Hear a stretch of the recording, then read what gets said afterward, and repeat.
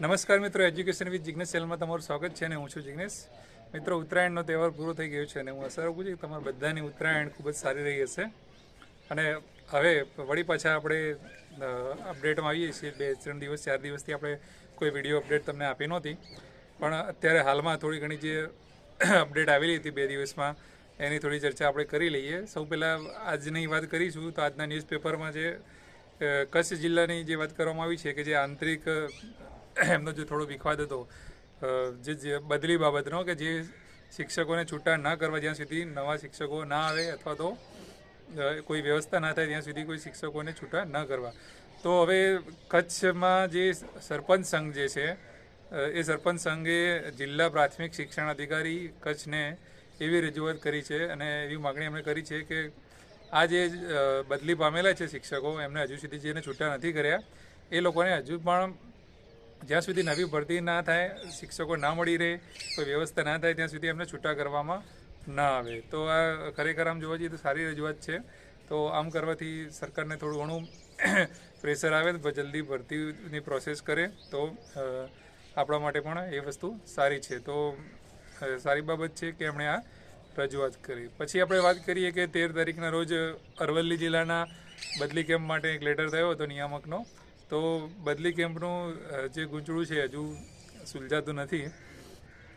તો બદલી કેમ્પ જે રહ્યા એ ફક્ત ખાલી અરવલ્લી જિલ્લા માટે પાછી એની તારીખો જાહેર કરવામાં આવી છે અને પાછા છેક જાન્યુઆરી એન્ડ સુધીમાં આ બદલી કેમ્પ અરવલ્લી જિલ્લાના ચાલવાના છે. અને સાથે સાથે 9થી 12માં પણ આંતરિક જિલ્લા બદલી કેમ્પ પણ જાહેર કરવામાં આવ્યા છે. તો હવે સરકારી જે સ્કૂલો હોય છે એ સરકારી સ્કૂલો 9થી 12ની માધ્યમિક અને ઉચ્ચતર માધ્યમિક એની અંદર બદલીઓ માટે જે જાહેર કરવામાં આવ્યું છે શિડ્યુલ, એમાં એ પણ જાન્યુઆરી મહિનામાં 26 તારીખ સુધીમાં લગભગ ચાલવાનું છે. તો આપણે જોવા જઈએ તો બદલી કેમ્પ જે રહ્યું ખરેખર ભરતીની પહેલાં બદલી કેમ્પ હોવા જોઈએ, વસ્તુ બરાબર છે. પણ આ બધા બદલી કેમ્પ રહે ભરતીની જાહેરાત થયા પછી પાછા બદલી કેમ્પ જાહેર થાય છે એટલે ખબર નહીં, પણ સરકાર જાણી જોઈને ભરતી જે રહ્યું શિડ્યુલ આખું પાછું ઠેલવાની કોશિશ કરી રહી છે. બરાબર. તો માધ્યમિકનું જે PML અને એની બધી જે વાત હતી એ હાલ હવે પાછા બદલી કેમ્પ જાહેર કરી દીધા. એટલે હાલ સરકારીનું જે PML જે ડોક્યુમેન્ટ વેરિફિકેશનનો પ્રોગ્રામ રહ્યો એ આના પછી જ આવશે એવું લાગી રહ્યું છે, કેમ કે એક પ્રોસેસ પૂરી કરીને જ એ લોકો બીજી પ્રોસેસ કરે છે.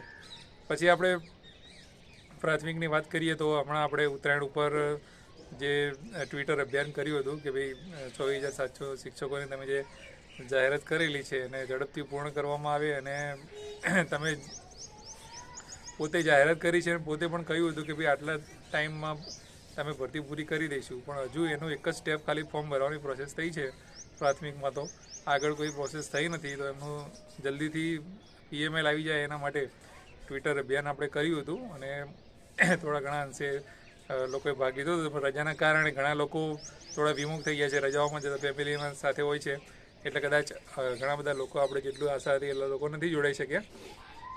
અને બીજી વાત કે થોડા દિવસ પહેલાં જ ફરી રહ્યું હતું એક મેસેજ કે 17 વિદ્યા સહાયકનું પ્રોવિઝનલ મેરિટ લિસ્ટ આવવાનું છે. તો આજે 16 તારીખ છે ને આવતીકાલે જ છે 17 તારીખ. તો ખરેખર વિદ્યા સહાયકનું પ્રોવિઝનલ મેરિટ લિસ્ટ આવશે કે કેમ તે અંગે ખૂબ જ દ્વિધા છે.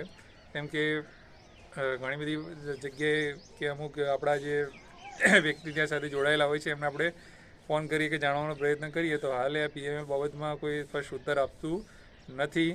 અને 17 તારીખ તો ઘણા સમયથી કીધેલી છે અને ઘણા એક ગ્રુપમાં એક ફરી રહ્યું હતું કે 17 તારીખે PML આવી જશે. તો જોઈએ છે કાલે 17 તારીખે જ છે કે આવે છે કે નથી આવતું, અને આવી જાય તો સારું છે.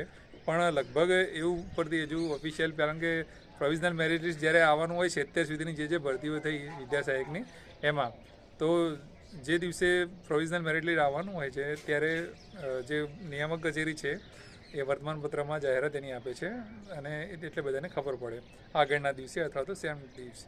તો જો કાલે 17 તારીખે જાહેર થવાનું હશે તો સવારે મોર્નિંગમાં આપણા પેપરમાં આવશે જાહેરાત, તો આપણને ખબર પડી જશે. બાકી પેપરમાં જાહેરાત ના આપીને પણ કદાચ કરે તો નવાઈ નહીં, પણ લગભગ અત્યાર સુધીમાં એવું બન્યું નથી.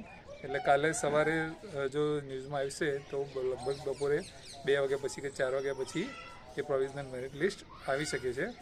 અને જેવું પ્રોવિઝનલ મેરિટ લિસ્ટ આવશે તો એના પછી આપણે જે પણ આપણે એનાલિસિસ આખો જે છે વિદ્યાસહાયક ભરતીને લગતો એ બધો આપણે એમાં રજૂ કરીશું. આપણે મેરિટને લગતા વિડીયો આપણા યુટ્યુબ ચેનલ ઉપર છે જ, તો તમારો જે પણ વિષય હોય, તમારી ભાષા હોય કે ગણિત વિજ્ઞાન હોય કે સામાજિક હોય કે 1 થી 5 હોય, તમે દરેક આપણા વિડીયો તેમાં સર્ચ કરીને જોઈ શકો છો, તો તમને વિડીયો મળી રહેશે. હજુ વધુ સ્પષ્ટતા સાથે આપણે વિડીયો બનાવીશું, તમારી સાથે રજૂઆત કરીશું જ્યાં સુધી જિલ્લા પસંદગી નહીં આવે ત્યાં સુધી. તો પ્રોવિઝનલ મેરિટ લિસ્ટ આવે એના પછી તમામ વિષય સાથે અને 1 થી 5નું આપણે ફરીથી એક એનાલિસિસ આખું બહાર પાડીશું. એના માટે તમે ચેનલને સબસ્ક્રાઈબ કરી દેજો અને આગામી જે વિડીયો આવે એ જોવાનું ચૂકતા નહીં. ત્યાં સુધી જય હિન્દ, જય ભારત.